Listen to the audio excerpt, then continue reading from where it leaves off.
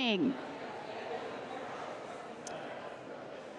Please take your seats as the program is about to begin. Welcome to the Library of Congress. We have a brief announcement before we begin.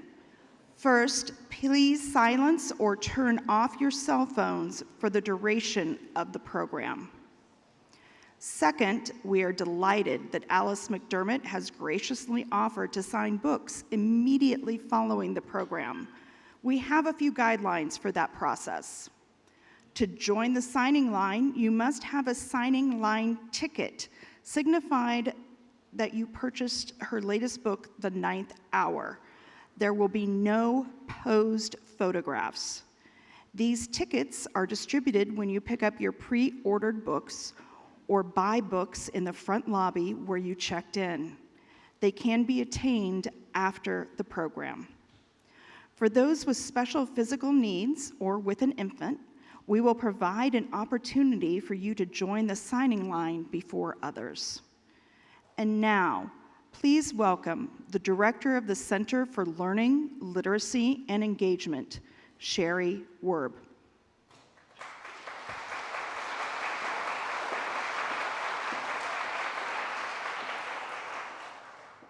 Good evening. It's wonderful to be here for the celebration of Irish culture and the many outstanding achievements of Irish women, 3 of whom you will hear from tonight.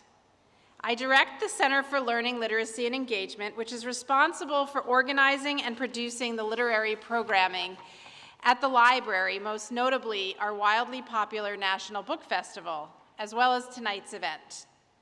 On August 29th, we will hold our 20th festival, which promises to be the biggest and best ever. I hope to see you all at the Washington Convention Center on August 29th. Mark your calendars. How many of you in the audience have been to the festival? Excellent, nice to see you. If you've been to the festival, then you know how popular it is. In fact, so many of our more than 200,000 attendees love the festival that they have asked us to extend it for more than just a single day. Which is why we're having this program called Fearless, a tribute to Irish American women. It's part of our new year-round series, the National Book Festival Presents. Our goal with this series is to bring you throughout the year literary programs of the caliber you've come to expect from us at the day-long National Book Festival. Tonight's program honors St. Bridget's Day, which celebrates the creativity of women everywhere. Our next program is a tribute to civil rights icon Rosa Parks on February 13th at 7 p.m. The program features the eminent historians Douglas Brinkley and Jeannie Theoharis. For tickets to this event and all of our other National Book Festival Presents events, you can go to loc.gov, Bookfest. And if you haven't already, be sure to come back and see our extraordinary Rosa Parks exhibit in this building, which is another way in which we're acknowledging the achievements of fearless women. Speaking of fearless women, our National Book Festival this August 29th will offer a Fearless Women series, the chance to learn more about women who achieve great things as related by authors discussing their books on the festival's various stages. It's now my pleasure to introduce Ambassador Daniel MULHALL from the Embassy of Ireland, which is co-sponsoring this event. In fact, it was the Embassy of Ireland that first brought the idea for this program to the library. Ambassador MULHALL has been the Irish ambassador to the United States since 2017. Prior to that, he was his country's ambassador to Malaysia, Germany, and then the UK, United Kingdom. Ambassador MULHALL is a Yeats Scholar and a great supporter of poetry and literature in the nation's capital. Thank you, Mr. Ambassador, for all your support in bringing this program to the Library of Congress. Ladies and gentlemen, please welcome Ambassador Daniel MULHALL.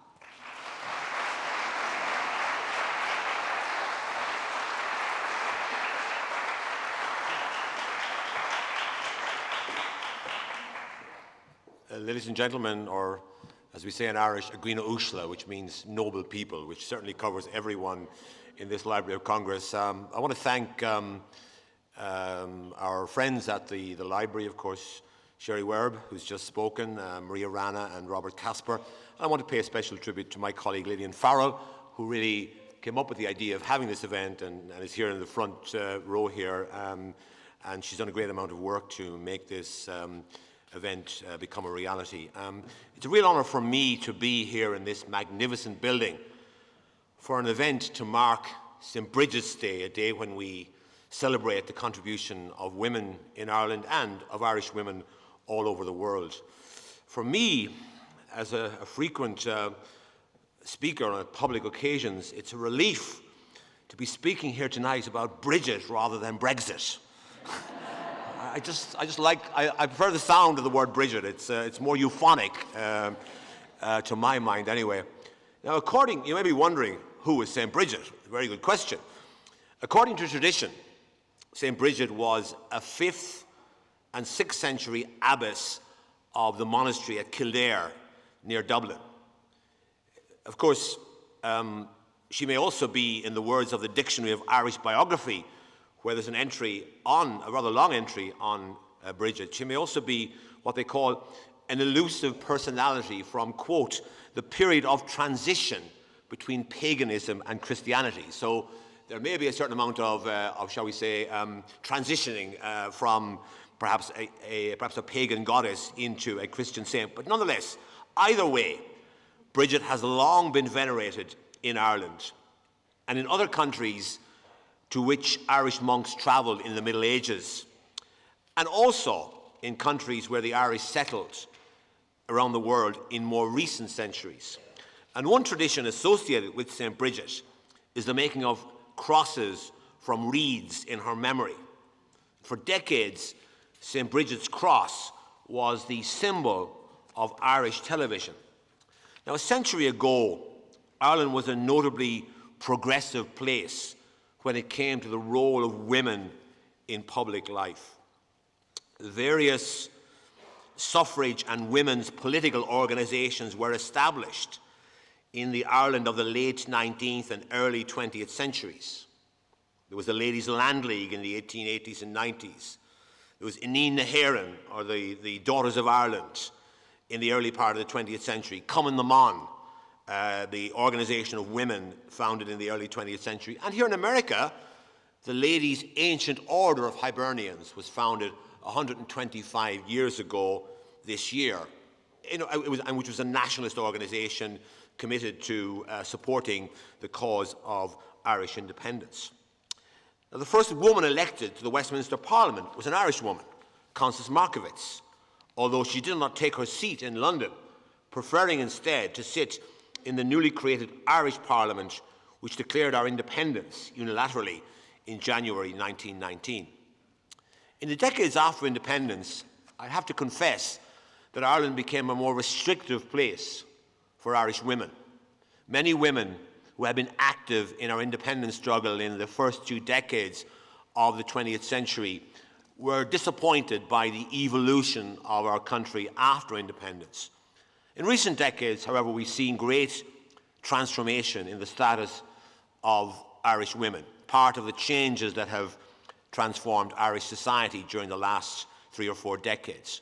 In the 1990s, we elected 2 women as our presidents, Mary Robinson and Mary McAleese. So between them, they were president for 21 years, which is an extraordinary achievement and an extraordinary phenomenon.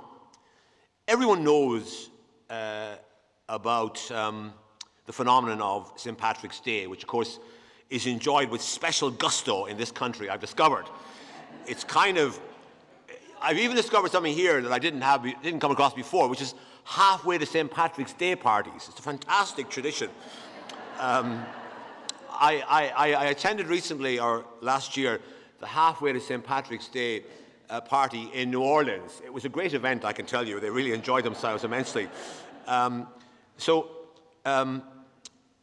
this year, we've tried to push out the idea of celebrating St. Bridget's Day around the world, and 35 of our embassies have already organized St. Bridget's Day events all over the world. And our consulates around the United States have been active in paying tribute to Irish women and their contribution to this country. Personally, in traveling around the United States, I've come across many accounts of Irish American mothers and grandmothers who transmitted a powerful sense of Irish identity and the strong values to their families. I'm delighted to have three wonderful Irish-American women here this evening from different walks of life, reflecting on the women in their lives, and I look forward to learning more about Irish-American women from their experiences coming up soon. Now, one of the areas where Irish women have come to the fore in recent years is in literature. Many of you will have heard of the young Irish prize-winning author Sally Rooney, whose books are a bit of a sensation these days, and Edna O'Brien, who's now in her late 80s, recently published her latest novel, which is about the Boko Haram girls, young women in Nigeria. And she went to Nigeria to research that book, an extraordinary feat by a woman in her late 80s. And then, of course, Anne Enright, another prize-winning Irish woman author. So there are many Irish women among those, and there are many, many Irish women who are leading the charge for Irish literature in the 21st century. And while all four 20th century Irish Nobel Prize winners for literature were men, I am confident that in the 21st century, a number of Irish women will achieve that distinction. So in this hallowed palace of books, in this shrine to the written word, and as part of the National Book Festival, I want to read a poem by an Irish poet called Moya Cannon, a woman from Donegal, which was commissioned to mark St. Bridget's Day this year. And St. Bridget's Day is also the first day of spring in Ireland. It comes a bit later here in Washington, but we regard the 1st of February, Bridget's Day, as the first day of spring. And it was commissioned by Galway, the city of Galway in the west of Ireland, which is Europe's city of culture for 2020. This is a poem for St. Bridget's Day by Moya Cannon. Now at spring's awakening, short days are lengthening. And after St. Bridget's Day, I'll set my sail. A blind man on a stone bridge in Galway or the road to Lochray felt the sun's rays in his bones again and praised the sycamore and oak, crops still drowsy in the seed, wheat, flax, and oats. His song rising, he praised Ackle's eagle, Ern's hawk, and in beloved Mayo, young lambs, kids, foals, and little babies turning towards birth. Blind Raftery invoked Bridget, Ceres of the North, born into slavery at Fogart, near Dundalk, to an Irish chieftain and a foreign slave. Why, of all small girls in so distant a century born, is she honoured still in place names, constant wells, new rushes platted to protect hearth, home, and herd? Bridget, goddess, druidess of oak or saint, a girl who gifted her father's sword to a beggar for bread. We who have wounded the engendering seas and earth beg you to teach us again before it grows too late your neglected, painstaking arts of nature and of care. So, in memory of St. Bridget and the women of Ireland, who, as President Mary Robinson once memorably said, went from rocking the cradle to rocking the world. Thank you very much. I now hand over. I want to invite Louise Donnelly and Tanya Kiang from the Gallery of Photography Ireland to make a few remarks about the photo album of the Irish. Thank you very much. It's going to be an honor.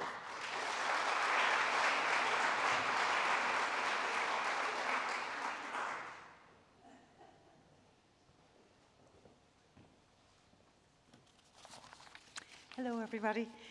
Thank you, Ambassador. It's a huge honour to be here in the Library of Congress this evening. On behalf of my colleagues Trish Lamb and Louise Donnelly at the Gallery of Photography in Ireland, I'd like to thank the Library, and thanks also to Lillian Farrell at the Irish Embassy and to the Government of Ireland's Immigrant Support Programme for funding the photo album of the Irish project.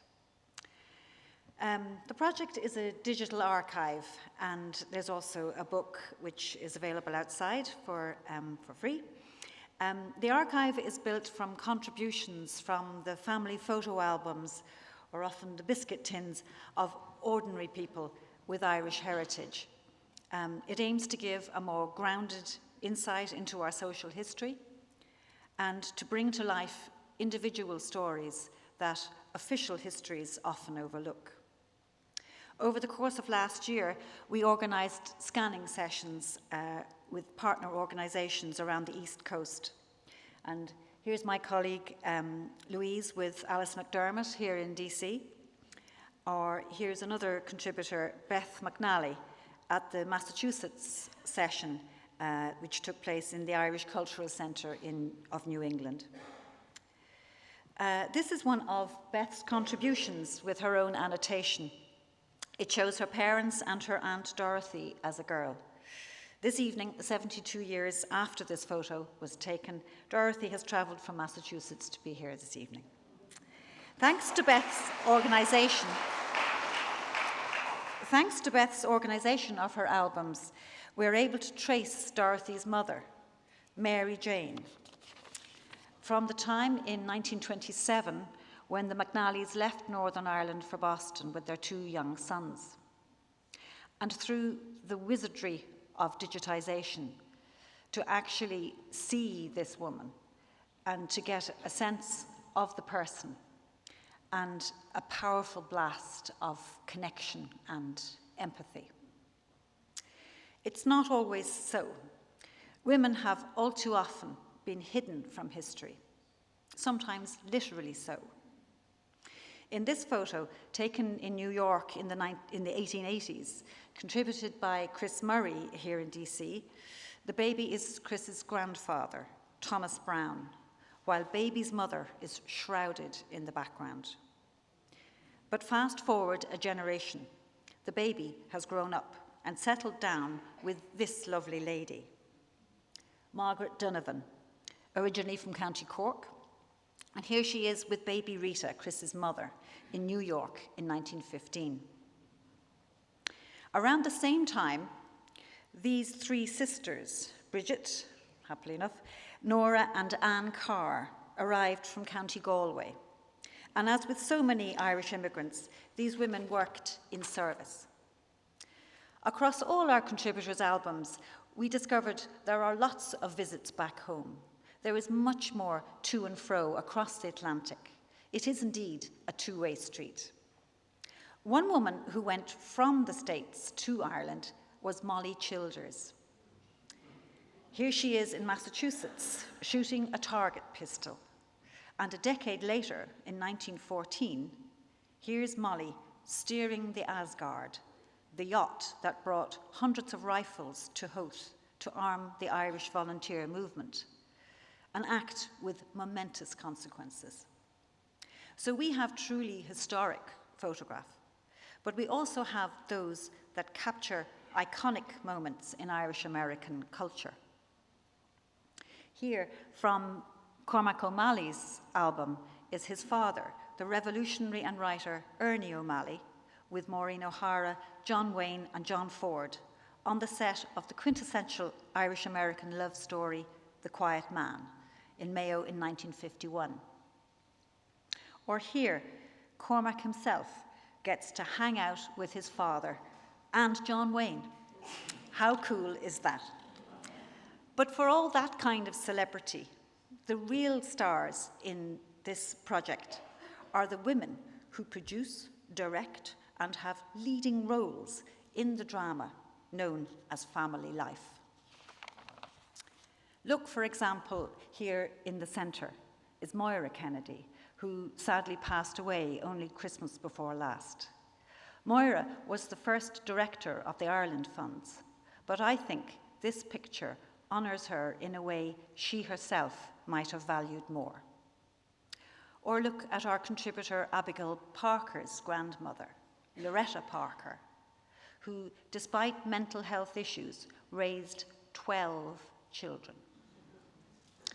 Or Mary Rose McNally again, here with her 8 children, and you see Dorothy poking around the corner. And you see her making music, making fun things happen for the family. The project also makes visible quiet heroines like Mary Jane Eames, and she's here in the centre in her apron, and the baby there is Alice McDermott. I leave Alice herself to take up the story, but would like to conclude by saying that it has been a pleasure and a privilege to work with these photographs. Just as with everyone's album, these photos are full of love, and they are full of life, and they make the world a kinder, more hopeful place. Thank you.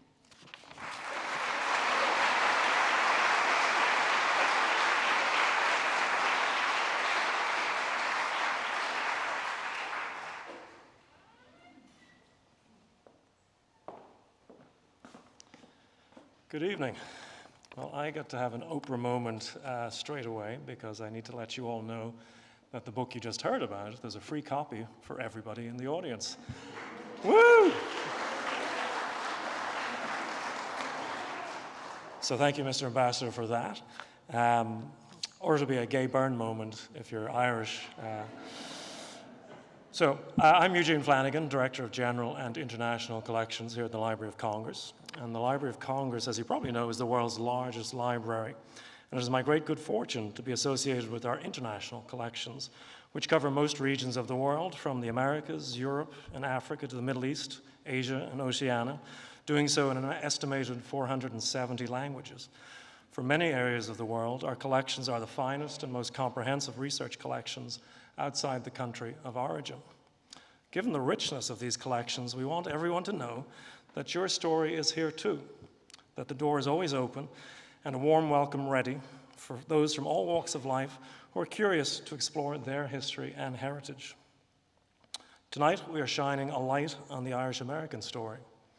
As a Dubliner myself, and I did get a little teary-eyed at mention of St. Patrick's Day, and hoping St. Bridget's Day is a little easier on mind and body. But as a Dubliner, I'm especially proud from Ireland and honoured to introduce our panel of extraordinary Irish women tonight. Alice McDermott is a world-renowned writer who has translated the Irish experience in America to tales that are beloved by Irish and non-Irish readers alike. Her National Book Award-winning novel, Charming Billy, in words at once both beautiful and deeply moving, tells the story of a member of a Long Island community of Irish descent, from his death to his falling in love to his shocking discovery of what happened to the Irish girl he hoped to marry. Her critically acclaimed latest novel, The Ninth Hour, is set in Brooklyn among a group of nuns at the beginning of the 20th century. The Associated Press called the book stunning, adding that McDermott has created a haunting and vivid portrait of an Irish Catholic clan in the early 20th century America. The New York Times added that though already known and admired for her portrayals of family life, she has now extended her range and deepened it. Alice is joined by Representative Mary Gay Scanlon, an education and human rights advocate representing Pennsylvania's 5th District. The Congresswoman was sworn in on November 13th, 2018. Previously, Representative Scanlon served as a National Pro Bono Counsel at a major U.S. law firm where she directed more than 600 lawyers, providing more than 15,000 hours annually to low-income and nonprofit clients.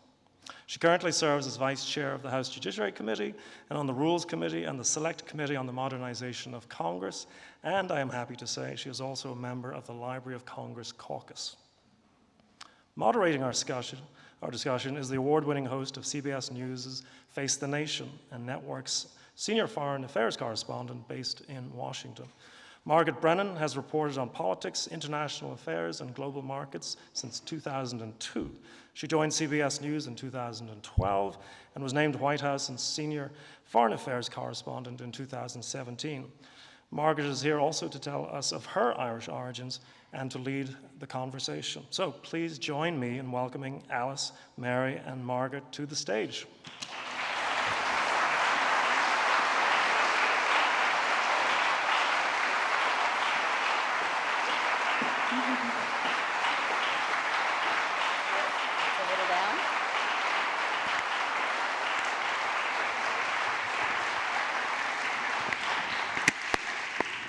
Hello, good evening to all of you. This has got to be one of the most beautiful buildings in Washington, and it's great to be here on stage with you all. And I want to make sure that you get to know our panelists. As you've already been told, the Congresswoman may leave for a vote, so I want to make sure I get the most out of them for you. As a professional moderator, I'm always focused on that, but I'm actually participating in the conversation too. I want to start out with this idea of what it means to be, I think that's my microphone. Is that my necklace that's bothering you all? I'm going to take that off. In talking about what it means to be Irish American, I'm Margaret Mary Siobhan Brennan, if that's not Irish enough for you. I'm on my mom's side, 5th generation, so they came during the famine. I know a little bit less about them. I know they're from the Sligo area. My dad's side, 3rd generation. So that means uncles of mine have their Irish passport, and I know a little bit more about that side of the family. And it's kind of a bit more typical. Lots of policemen. My great-grandfather worked at Fulton Fish Market. Lived in Manhattan. You know, both sides of the family came in for New York and Philly. And then they kind of hit fast forward in that you jump ahead a generation, another generation, you had a judge, my father worked on Wall Street, and you have me as a journalist. Kind of a quick acceleration in terms of the American immigrant experience. But I always grew up knowing that I was a hyphenated identity, Irish American, and grew up proud of that. My parents had me in Irish step dancing classes at age 5. Alice, for you, what was your consciousness about that? I mean, how did your family get here? Well, thank you, Margaret. The photograph up here sort of encapsulates at least my maternal Irish. All my grandparents were born in Ireland, so I'm 2nd generation on both sides. The little one over here is my mother, who was baptized Mildred Nora Ames, but as she Americanized, became a teenager, she changed her middle name to Dolores. It was more Hollywood than Nora. The 2 children next to her are her cousins, Helen and Alice. She called them her sisters. So Mary Jane, those two's mother, left Donegal at the turn of the last century. Very much the demographic of the Irish immigrant. She was 17, she traveled alone, she was the first to leave, she came to New York, she went into domestic service, and she sent for everybody else, including her younger sister, Katie Ames, who was my grandmother.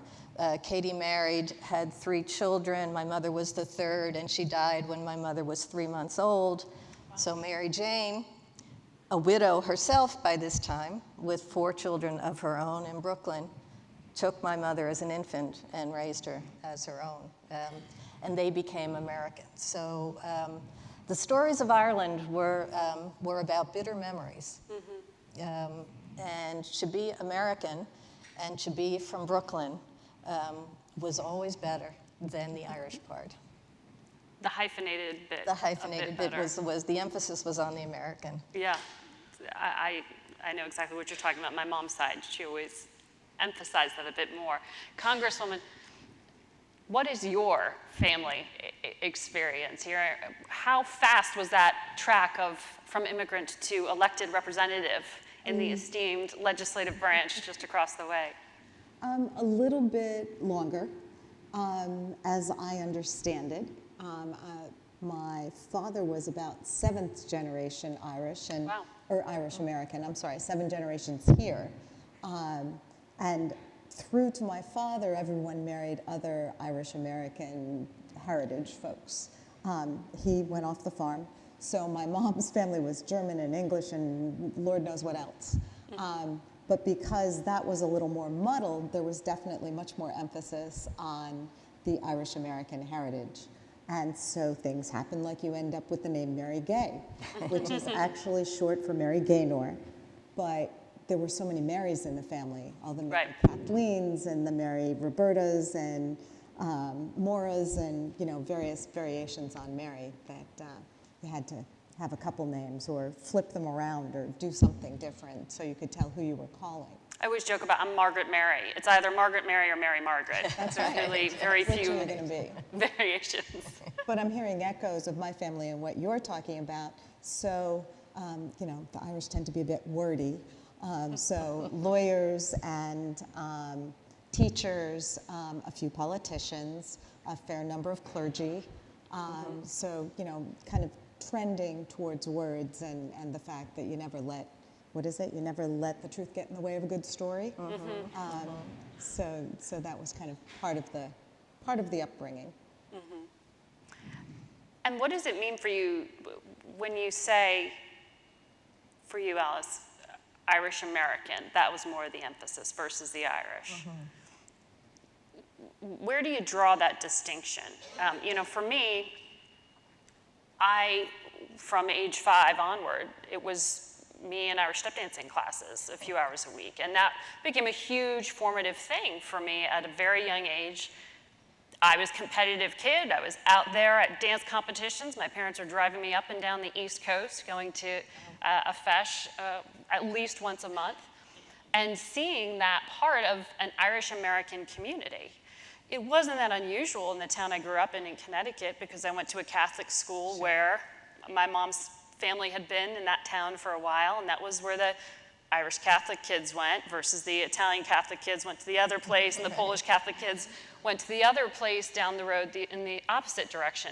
The demographics of that have completely changed in the town that I grew up in. But at that moment, it was really not unusual for me to have had that path and that exposure to that snapshot of Irish American identity. And it was kind of through that I learned, obviously, about Irish music, about, you know, down to my dance costumes and picking the designs from the Book of Kells, and learning a bit more about the culture versus just the family experience of what you talk about, whether it's the lullabies or the St. Patrick's Day celebrations or that snippet of Irish culture that many Irish Americans get.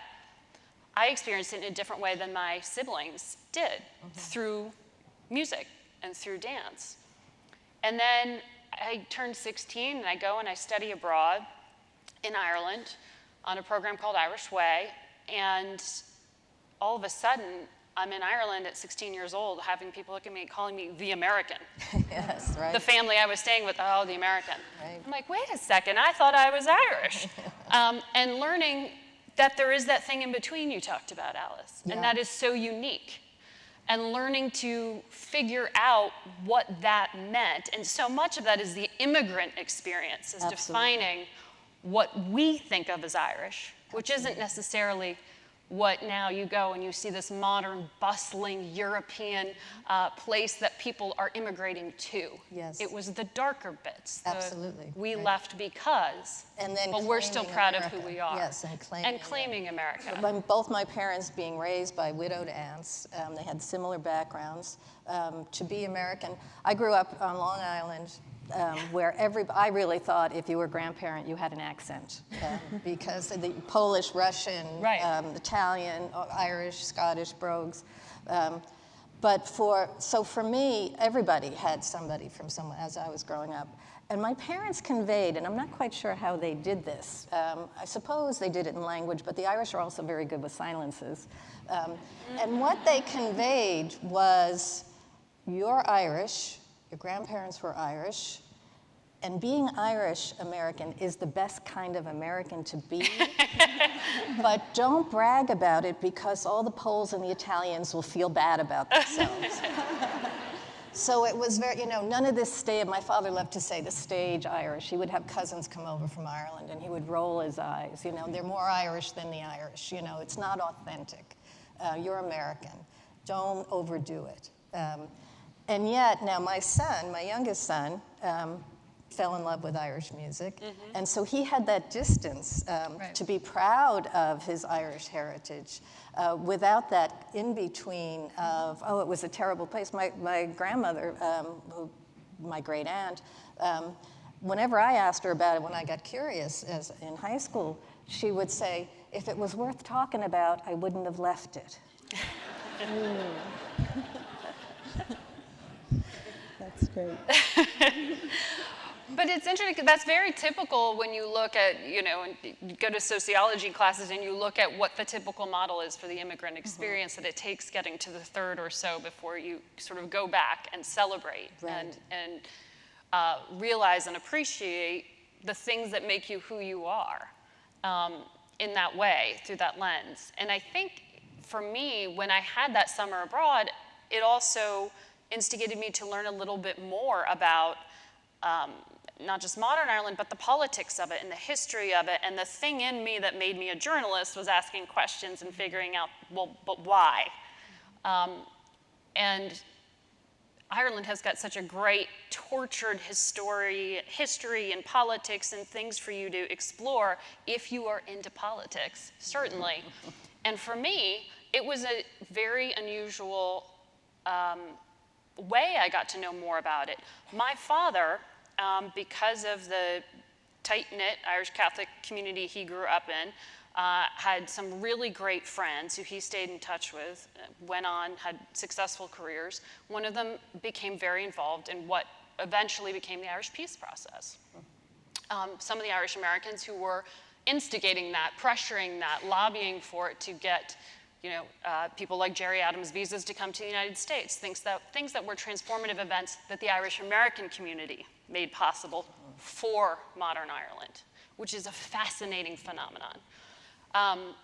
And so it's not a usual thing for a 16-year-old, 17-year-old kid writing a paper or doing a history project to get to go in and have my father take me to these events and meet the people who are in these negotiations and doing these things. And it's pretty remarkable to think of that connection for me. That's one of the things I think is so interesting in explaining what being Irish American is, and how that identity impacted not just my work, but my thinking and my analysis, and sort of all dovetailed into why I became a journalist. So for you, Congresswoman, I mean, is there a way that you figured out how to connect to that, to the Irish part, to the Irish American part? Well, as we were discussing in the back a little bit, sort of a similar thing, some father influence there. In where I grew up in upstate New York, it was less Irish than I find where I live now, in the Philadelphia suburbs, where there's a very strong cultural history. My daughter ended up doing Irish step dancing, and so that was not something that was part of the culture where I grew up. But sort of the mid-century Irish Catholic experience in the US and President Kennedy. Mm-hmm. So my dad graduated from law school and came to Washington to work for President Kennedy, you know, right out of law school. So this is my second trip down here. You know, I was a little too young to appreciate, although I do have a very early memory of going to, I believe, the White House Christmas party or something, and being introduced to someone. And my father was being very respectful, and he was never very respectful. He was always joking around. So I just have this image of this very tall person, and my father saying, "Sir, I'd like to introduce my daughter," or something, which that made more of an impression than whoever it was he was introducing me to, but apparently it was President Kennedy. Wow. So just having that service orientation, and then my dad went on to be involved in Robert Kennedy's campaigns for the Senate, and then for the White House, you know, at a local level. But that whole service and the Irish Americans are running the world, clearly that had some impact. And I think Kennedy was watershed for the Irish American. Right. My grandmother, the mother of the two, was in the front row at the inauguration for John F. Kennedy. I think she thought she gave birth to him. She had on her walls of her apartment in Brooklyn, there was the Sacred Heart and there was JFK. Right. Oh, in every house. My grandmother was Yes, the same way. What do you think, what is that? Is that just the obvious, we made it as immigrants? Is it, how much of that is a Catholic identity? Mm-hmm. How much of that is Irish identity? And how much is being Irish American about that Catholic identity? I think there was a little bit of that. I mean, I saw with my father, he was always striving. I mean, we used to joke that my dad wanted to be a WASP and his brother wanted to be Italian. I mean, because that was kind of the ruling groups in the town where I grew up. But it was still kind of striving, the Irish Catholic, you know, the old animus, and whether or not you were truly accepted. Yeah, and there was a sense of, especially from my parents' generation, that we used to joke as kids, identifying with the oppressor. Irish women who worked in domestic life for wealthy Protestant families then came home and they wanted those manners. They wanted to identify with, they saw that as very American. So my father was a Goldwater Republican, even though he was a first-generation Irishman. And my grandmother on my mother's side had JFK on the wall. My mother voted Democratic until she got married, voted Republican through her whole married life, and as soon as my father died, she went back to voting Democratic. Oh my gosh. So you grew up very aware of your identities.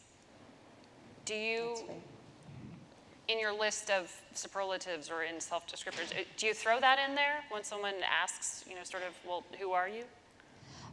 Well, for me, it's inevitable because my work is so much about Irish Americans.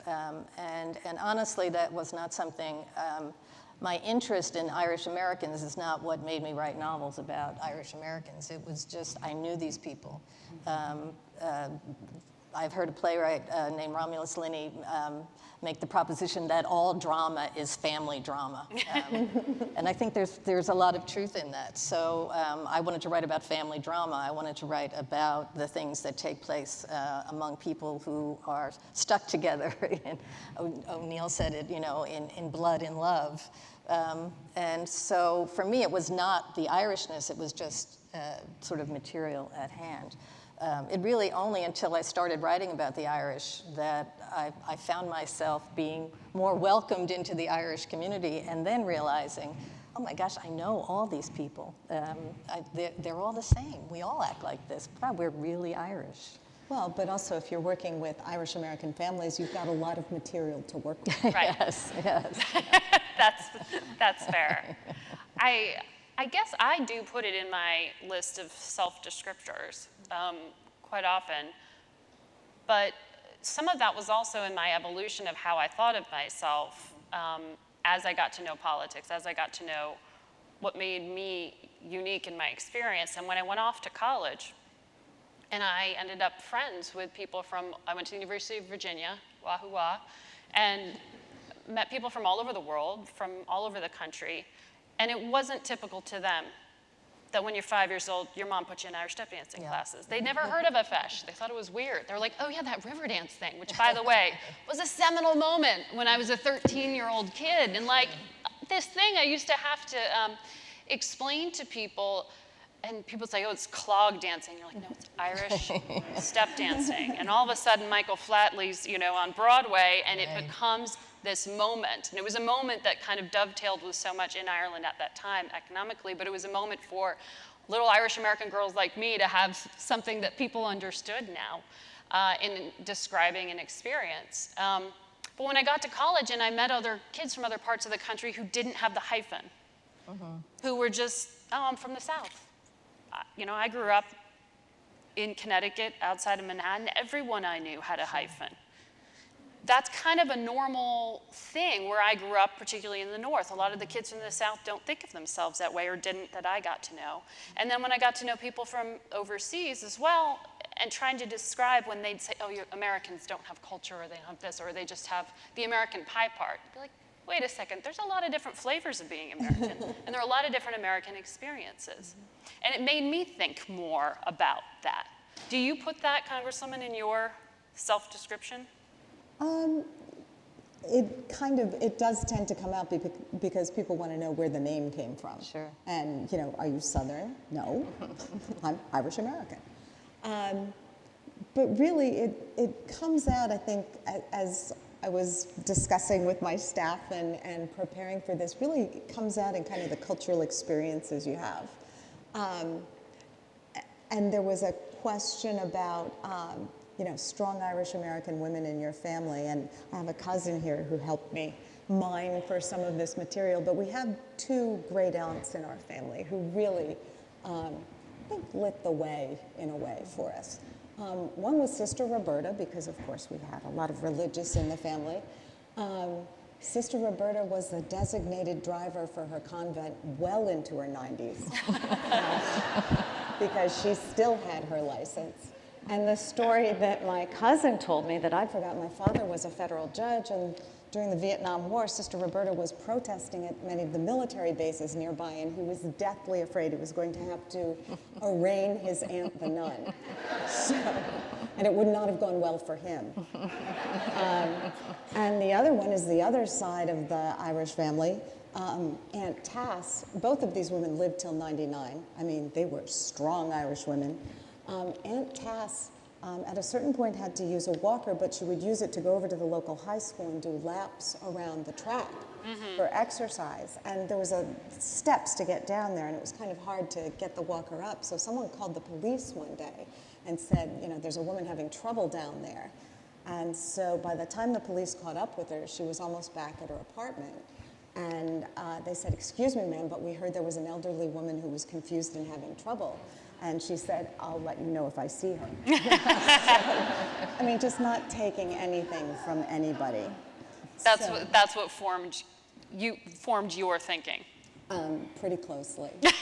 And with that, I'm afraid that I have been called to go vote, so I have to go do that. Thank you so much for having me here. This was a real pleasure. Thank you. Okay, thank you.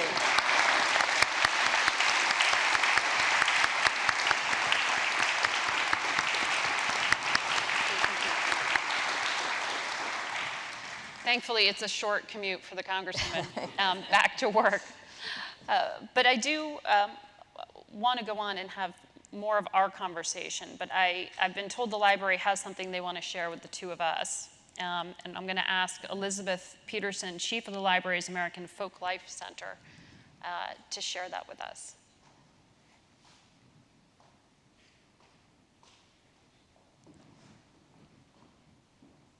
Hi, dear.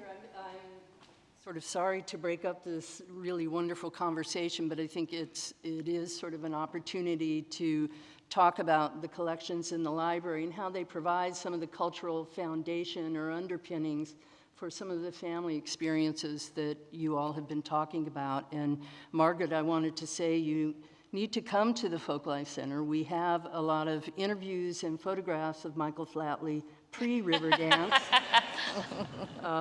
from Chicago in the early 70s. So come on down anytime. But as Margaret said, I'm Betsy Peterson, and I'm the director of the American Folk Life Center here at the Library of Congress. And the American Folk Life Center was created by an act of Congress in 1976 and placed here at the library with the mandate to preserve and present American folk life.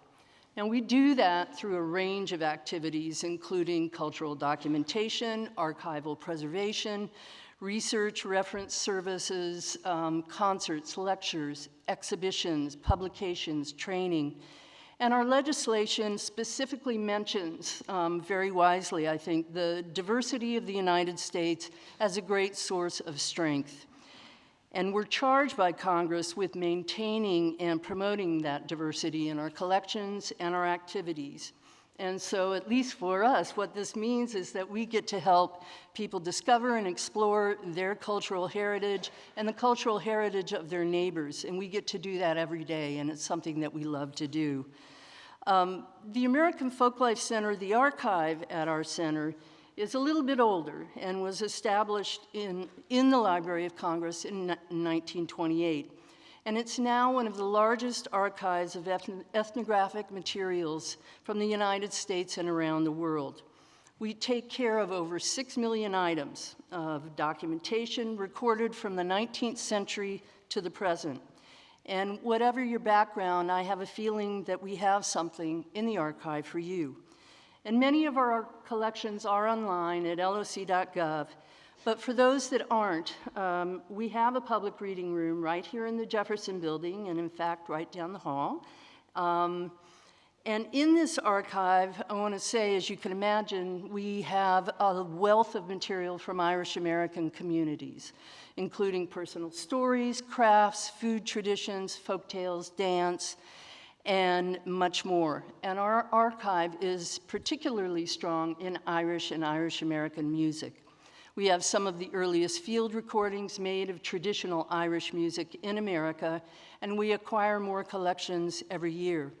So we thought it would be nice to bring some of this Irish American music along tonight, especially music that celebrates women and fearless and fierce women.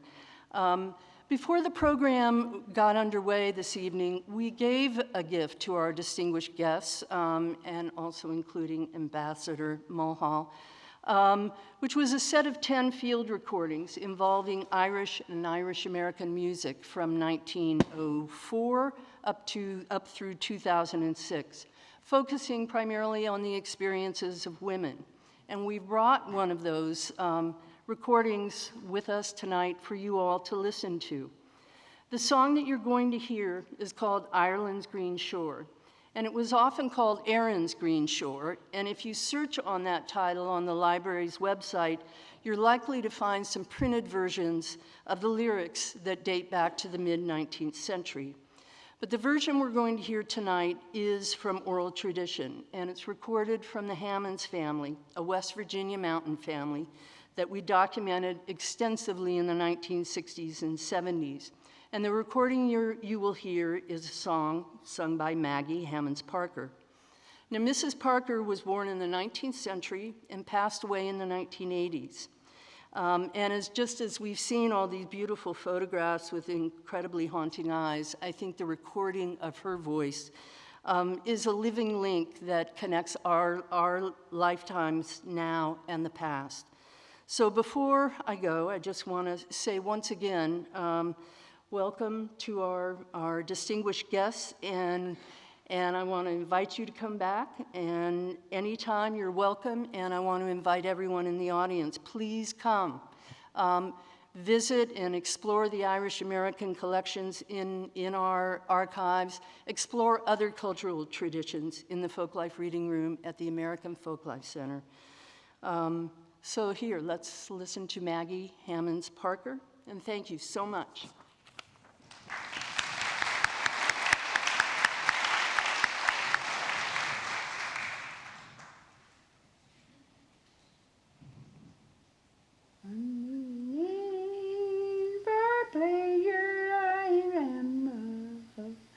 On the banks of some cold purling stream, I sit down on a bed of primroses. I gently fell into a dream. I dreamt that I saw a fair female. It is equals I never saw before, as a sight for the laws of our country, as we strayed on Ireland's green shore. Her cheeks was like dew blooming roses, her teeth was like ivory so white, her eyes shone like dew sparkling a diamond, her the stars on some cold frosty night. She was dressed in a richest attire, and green were the mantle she wore, all bound round with the hemlocks and the roses, as we strayed on Ireland's green shore. Transgression of joy I've spoken. I found this was only a dream, that pretty fair female that fled me. I long to be slumbering again. May the heavens above be her guardian, for no, I'll never see her no more. May the glorious the sunbeam shine upon her, as she lies sleeping on her land's green shore.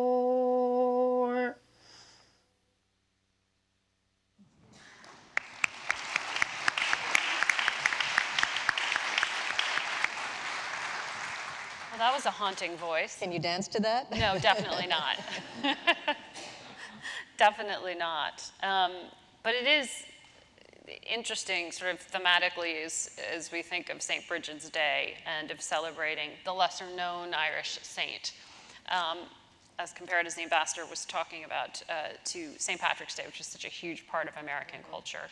Irish American women are obviously a huge and vocal part of our culture. You were talking about, was it your aunt who was passing between Democrat and Republican identity and going back and forth? Yeah, your mother. I'm not sure. I find that model of what it used to mean, the Irish Catholic Democrat, is gone, certainly. It's not as pigeonholed now, politically, to identify Irish Americans that way, and certainly not Irish American women. And it's interesting, if you look at that model, what it means to be an Irish American woman today. I don't know. I think it changes generation by generation in some ways. That adjacentness to the immigrant experience as you get a few generations out. Do you think it means something? Well, clearly I agree with you, especially the image of the Irish American Democrat, social justice, progressive, Al Smith right. In New York. Certainly I won't call them a rogues gallery. I'll just say we have quite a few Irish Americans close to this administration, and I don't think any of them fit that bill in the least. So obviously it's changing. But I think the interesting thing is, and this is maybe something that I've seen in my own life, being just second generation, and having some sense of that change that we were talking about, the new immigrant wanting to embrace the new world, the first generation wanting to be more American, and then, as with yourself, being able to claim your heritage.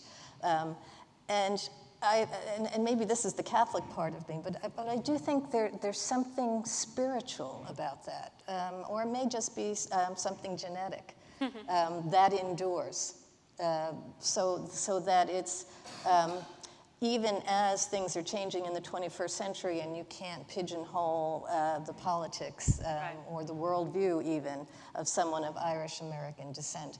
And I guess I see it especially in the women. The contrariness, the willingness to contradict. I mean, it is true that at the turn of the last century, more than any other immigrant group, the Irish immigrants were predominantly single females. That didn't happen with the Italians or the Polish or the Germans, who mostly came over in family groups. That sense of not only going to the new world, but going on your own. It's pretty remarkable. It's very remarkable, yeah. And at young ages as well. At very young ages, and then pulling everybody else over, and being employed, and marrying late, which was also a big part of that demographic. So I guess listening to the music made me recall when my youngest son, who embraced Irish music and sort of introduced me to that whole part. My mother and her sisters never wanted to hear it. My poor grandmother would try to put the radio on and find some Irish music, and they would say, oh, turn off that Kamalia music. You know, Bing Crosby was as close as they wanted to get to Irish music. But when my son embraced it, all of us in my generation was sort of amazed because I never listened to it, and my parents never listened to it. And he was just about to compete in his first flaw. And Finbar Fury, a great Irish piper, and my son was a piper, pulled him aside and said, now when you compete tomorrow, you're not playing for yourself. You're not playing for the judges. You're playing for the spirit of your ancestors who are now making themselves known through you. Oh, wow. I tried. I was like, oh, the poor kid. That's he just weighty. wants to play. Yeah, no. But there is that sense, I think, in the Irish identity, and I see it very strongly in Irish women, of there is something of the spirit of our ancestors that, whether we agree, but there, in the success, in the willingness to speak up, in the willingness to claim our own, that persists. You put it much more eloquently than what I was going to say, which is that I jokingly sometimes say that growing up in a big, loud, opinionated Irish family was really great training for the job I do now when I'm moderating and pushing back and arguing, but having that conviction of your own opinion and having a voice to it. Yes. And having very strong women within your own family. Mm-hmm. And not thinking twice about that, but having that be a mainstay. Absolutely. Is something pretty remarkable culturally. I mean, for me now, journalism-wise, there's a lot of really great Irish Americans. I work with one of them. Nora O'Donnell is the anchor of our evening broadcast. You've got Margaret Brennan, and the job on Face the Nation, so CBS is going long Irish Americans, I think, or at least Irish American women, as we joke. But is there something to that willingness to question, to push back, to be something more? I don't know. I often point to things that were formative for me personally, which is my father was always challenging me on, well, back up what you're saying, explain it, analyze it, pushing that back and forth at the dinner table.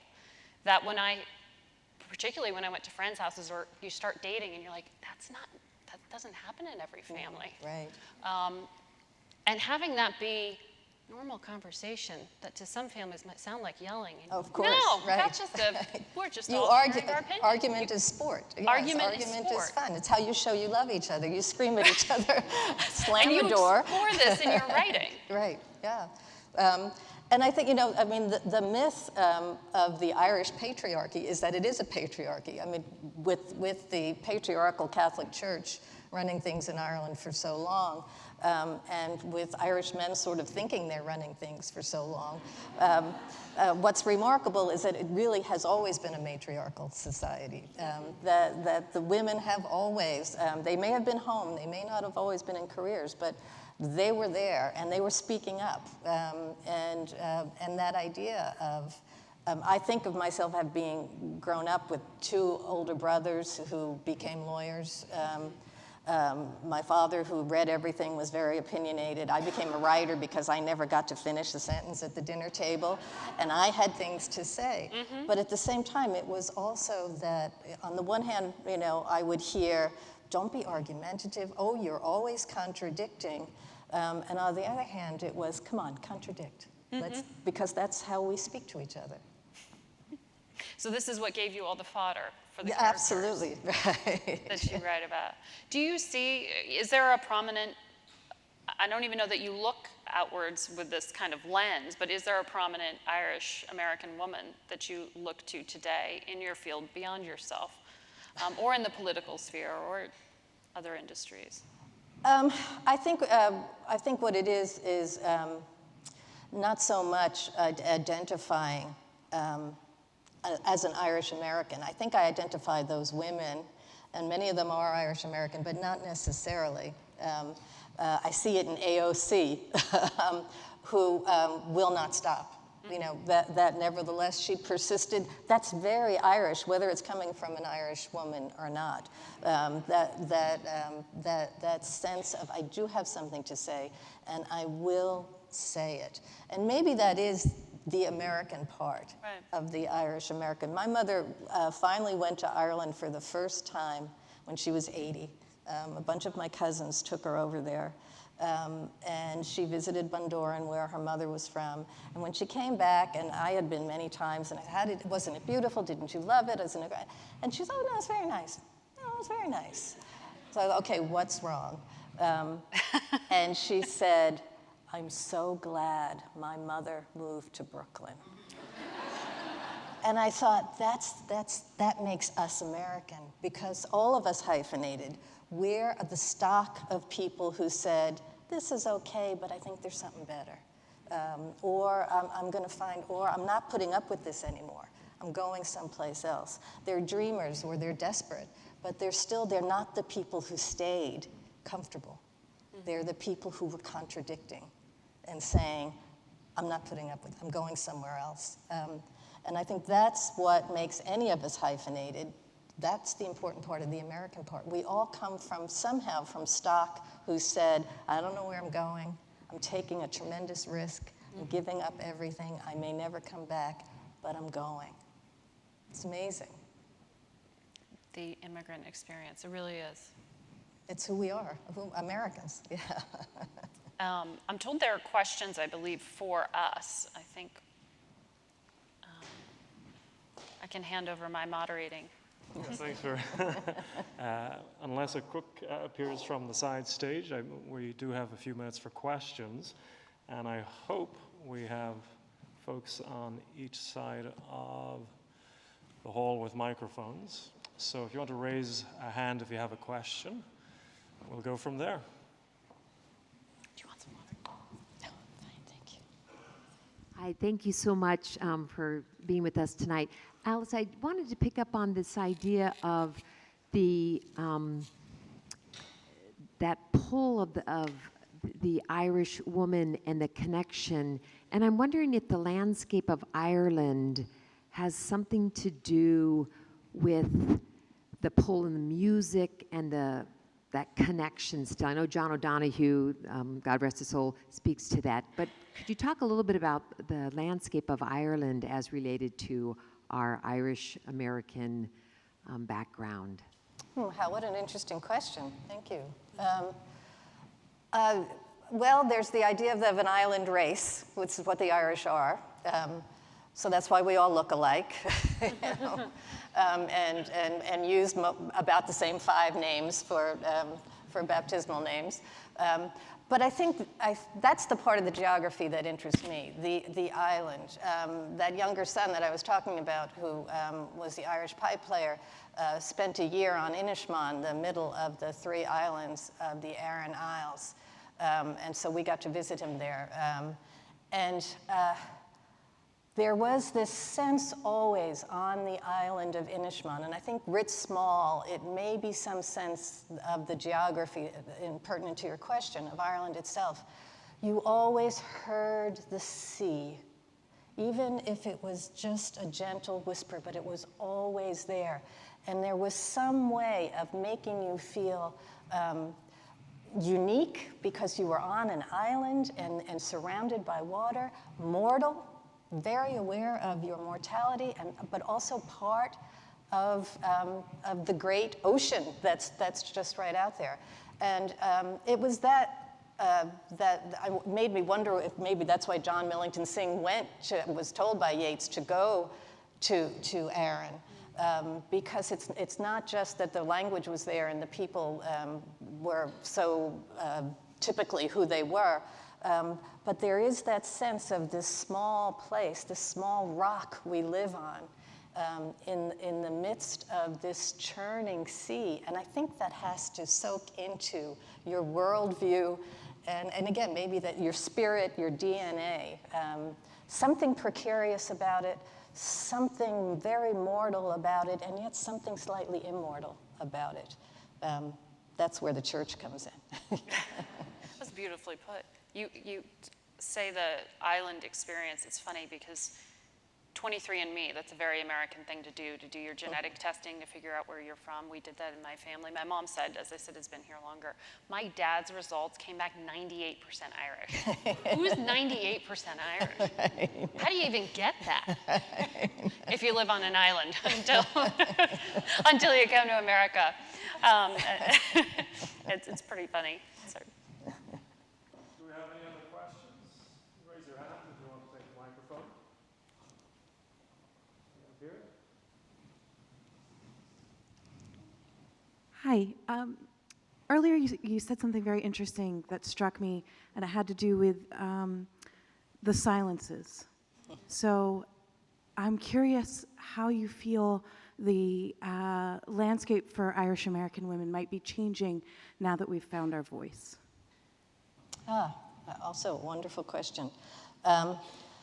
I think that the silence, at least it's been my observation among the Irish and Irish Americans, I'm sure part of it is that they lost their language, or that to a large extent it was taken away from them, so they were making use of the language of the oppressor and claiming it. I think that's why we have so many wonderful Irish writers. But I think also that was an incentive to make use of what is not said. And I don't know any other race that makes use of what is not said as well as the Irish do. So I'm not sure that that silence indicates a lack of voice. We're not silent because we don't know what to say. We're silent because we know how to use the silence. And we have a sense, and again, I see this as both biological and genetic and spiritual in some way, that our language will never get us to where we want to go. That may be, again, the history of it's not our language. That it will fail us, that we get to a point where language can no longer describe or connect to what it is we want to say, but silence somehow can. So I don't see silence as something that needs to be corrected. As a matter of fact, I wish we trust silence more in the 21st century. I think maybe the less said, and this was a favorite saying in my family, the less said, the better.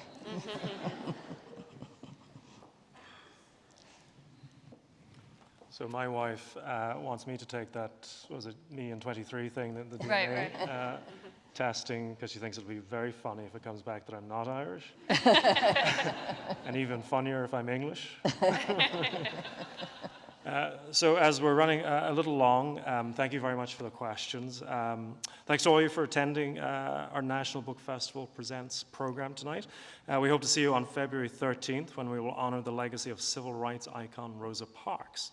As you leave, please be sure to pick up a free copy of the photo album of the Irish, courtesy of the Embassy of Ireland. The books will be at the registration desk and just around the corner from where we will have Alice's book for sale. Alice will be in the Whitall Pavilion next door. It's this direction to sign copies of her latest novel, The Ninth Hour. So, can we please have a round of applause for our extraordinary panel?